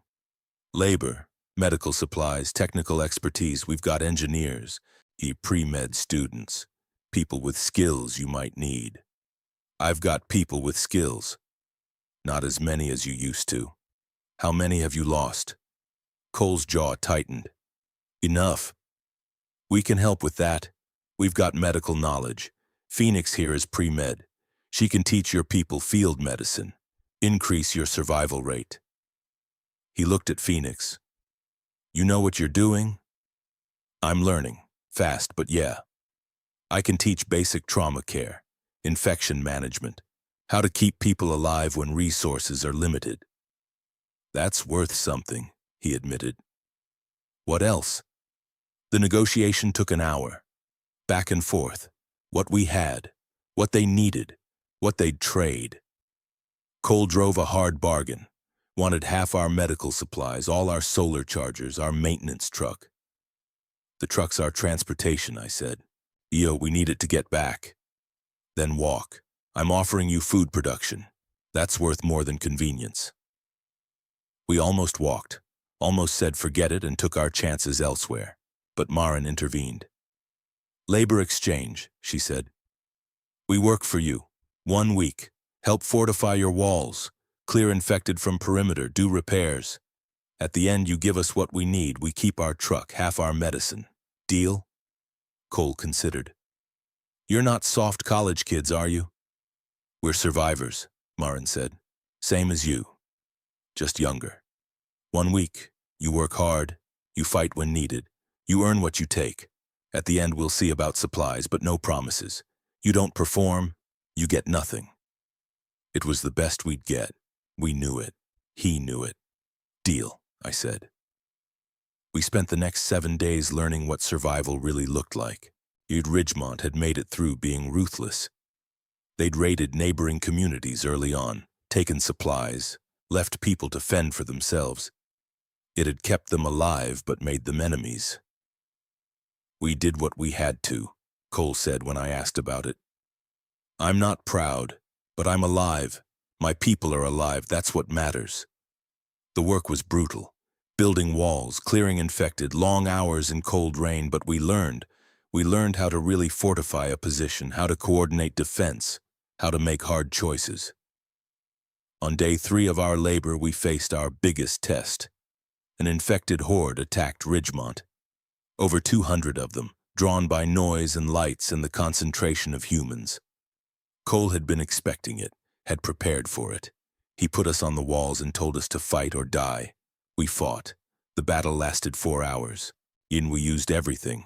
Bats, spears, Molotov cocktails, the compound bow, coordinated defense where everyone covered everyone else. The app was running constantly, giving us tactical updates, optimal positions, threat assessments. Breach risk 35% at Sector 4, reinforce immediately. We reinforced, we held, we won. 8 of Cole's people died, 4 injured. On our side, Marin broke her arm. Caspian took a bad hit to the ribs, but we survived. We'd proven ourselves.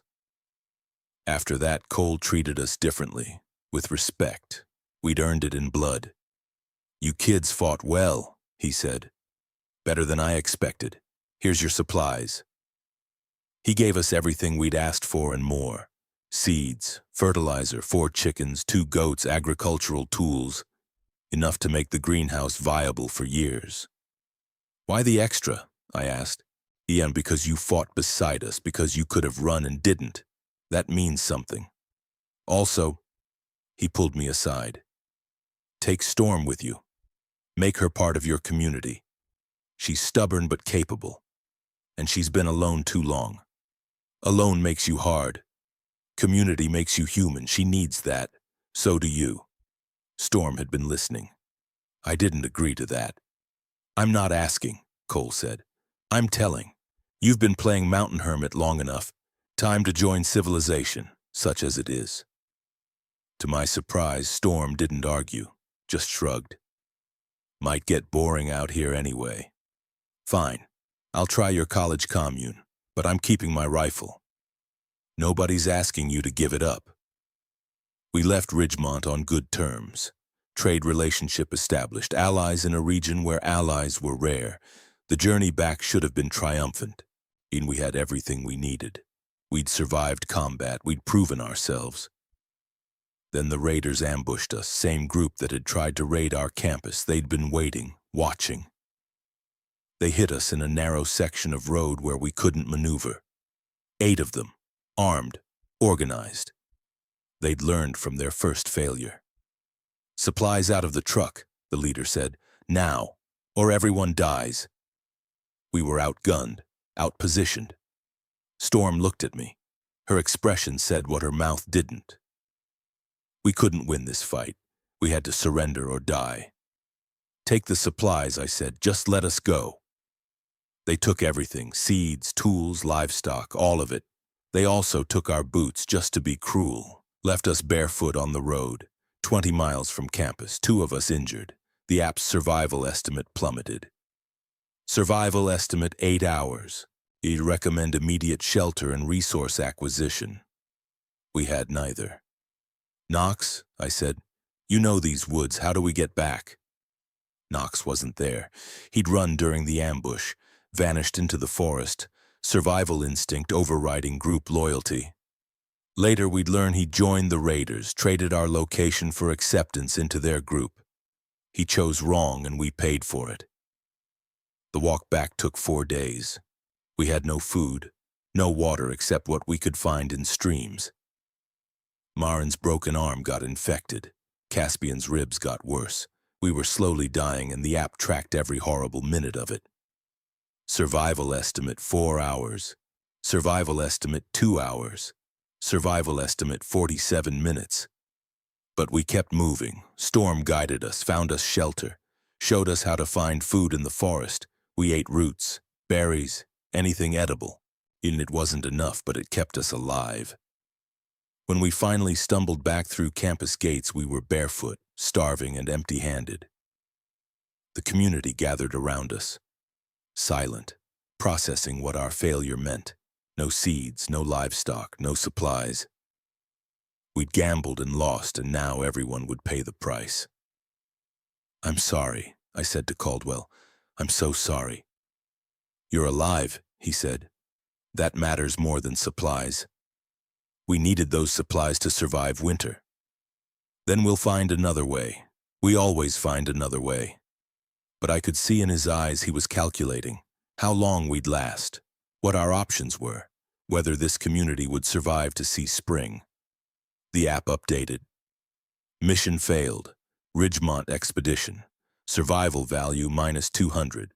New rank 72,458 out of 196,008. We dropped 18,000 positions. Our survival rating had tanked. The algorithm was pessimistic about our chances. Scout's face appeared. The little zombie mascot looked sad. "I'm sorry, sometimes we fail, but failure isn't the end. Learn from this. Adapt. Survive." Easy for a cartoon to say. Harder to do when you're watching your community face starvation because you trusted the wrong person and got robbed by raiders who took everything you'd worked for. That night I couldn't sleep. I kept thinking about Knox, about the supplies, about how close we'd come to having everything we needed and how we'd lost it all in seconds, about the choices I'd made and whether different choices would have led to different outcomes. Marin found me on the roof. She was supposed to be resting, doctor's orders.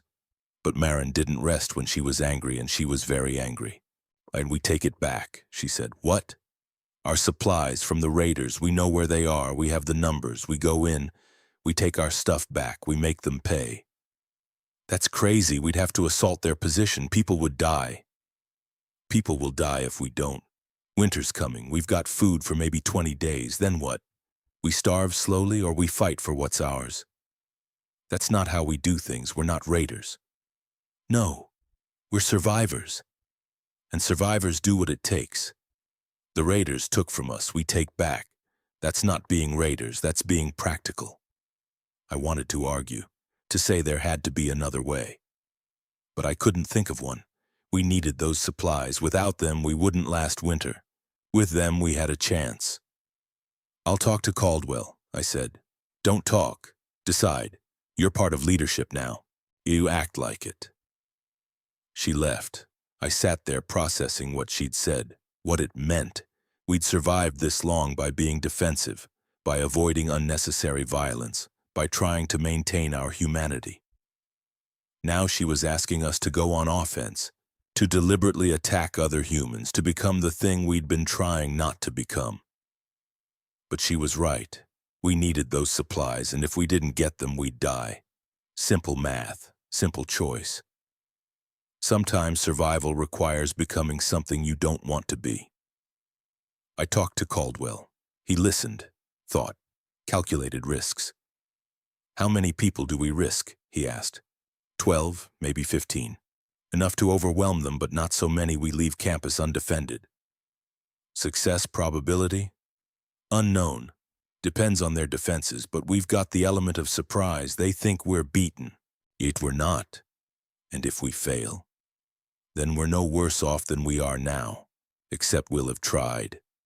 He was quiet for a long time, weighing lives against supplies, humanity against survival, the impossible math that defined every day now. "Plan it," he finally said. "Full tactical approach. We do this smart or we don't do it at all. And Brennan, if we do this, if we cross this line, we can't uncross it. We'll be people who attack other humans. That changes us. Make sure you're ready for that."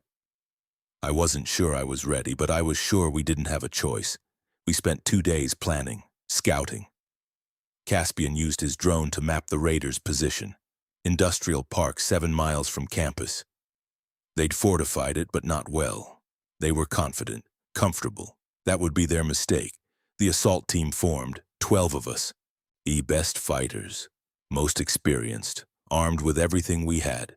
The compound bow, improvised spears, Molotov cocktails. We weren't soldiers, but we were determined, and sometimes determination matters more than training. Storm taught us tactics, how to move, how to coordinate, how to hit hard and fast and get out before they could organize. "You're not trying to win a battle," she said. "You're trying to create chaos. Get in. Grab your supplies. Get out. Anyone who tries to stop you goes down. No hesitation, no mercy." They had their chance to be human. They chose wrong. "This is really happening," Riker said the night before.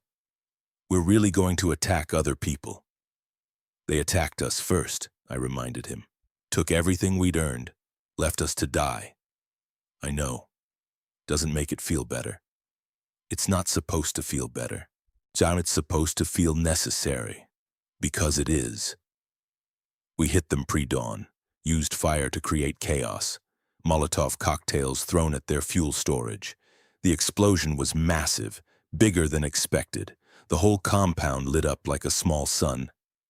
In the confusion we moved, fast, precise, hit their supply depot, loaded our truck. The raiders tried to fight back, but they were disorganized, panicked. We'd caught them completely off guard. The fighting was brutal, close quarters, desperate. A 19-year-old engineering student named Jordan Blake got shot covering our retreat. He died trying to protect Marin, died so the rest of us could escape. We got the supplies, got most of what we'd lost. But Jordan was dead and 2 others were wounded, and when we got back to campus, I realized what we'd become. We were killers now. You justified killers, maybe. Defensive killers, but killers nonetheless. The community celebrated. We had food, we had supplies, we'd survived. But the core team that had gone on the raid? We didn't celebrate. We just sat there processing what we'd done, the line we'd crossed, the permanent mark we'd left on ourselves. Phoenix was washing her hands, over and over, compulsive, symbolic, trying to clean blood that wouldn't come off. Riker couldn't look at his bat, the one he'd used to cave in a raider's skull. Couldn't touch it, couldn't make it not a murder weapon anymore. Caspian had stopped filming, first time since this started. Said he couldn't document this, couldn't make it objective. It was too real. And me? I kept seeing Jordan, 19 years old. He'd been in my calculus class sophomore year, had asked to copy my homework once. A normal kid with normal dreams. Dead because I'd sent him into combat. "This is what survival looks like," Caldwell said at the memorial. "Making impossible choices, paying prices we never wanted to pay." Jordan Blake died securing our future. We honor him by living, by building something worth his sacrifice. We planted an apple tree over his grave, used seeds from Ridgemont. In 20 years it would bear fruit, a living memorial, a promise that his death meant something. The community created rules after that, a code of conduct, lines we wouldn't cross. We'd defend ourselves, we'd retrieve stolen property. But we wouldn't initiate violence, wouldn't raid innocents, wouldn't become the monsters we were fighting. It was our attempt to maintain humanity, to survive without losing ourselves completely. I don't know if it worked, but it was all we had. Winter came hard. November became December. The temperature dropped. Snow fell. We huddled in the engineering building using the greenhouse's waste heat for warmth. It wasn't enough, but it was something. The seeds we'd recovered went into the greenhouse. Marin worked them like a farm girl born to it. Within weeks we had lettuce, herbs, fast-growing vegetables supplementing our dwindling supplies. The livestock, we'd actually recovered the chickens and 1 goat from the raid, provided eggs and milk. Not enough to thrive, but enough to survive. The app unlocked new features. Trade Center became available once we hit rank 10,000.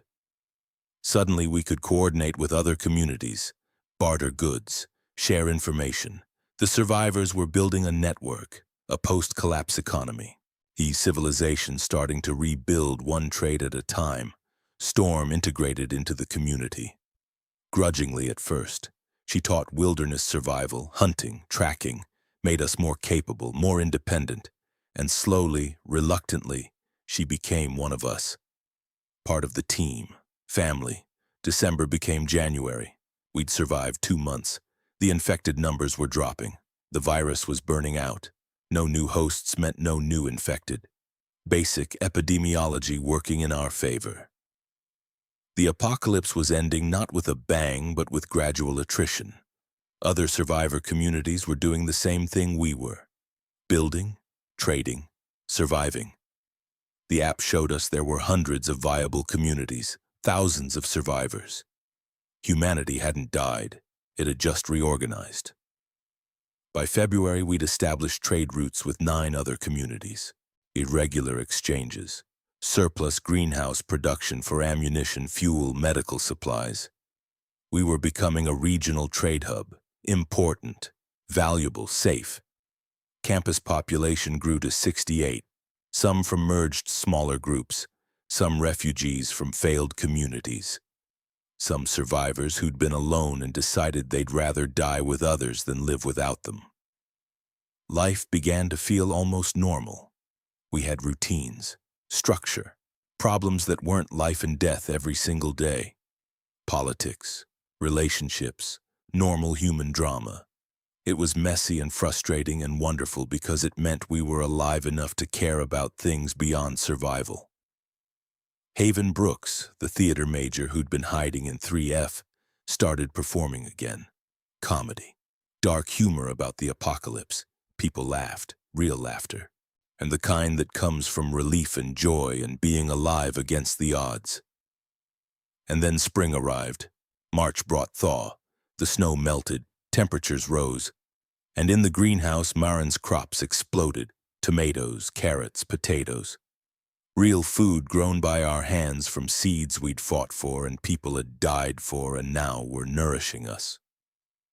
The first harvest was ceremonial. The whole community gathered. Marin picked a tomato, held it up, said simply, "This is what we fought for."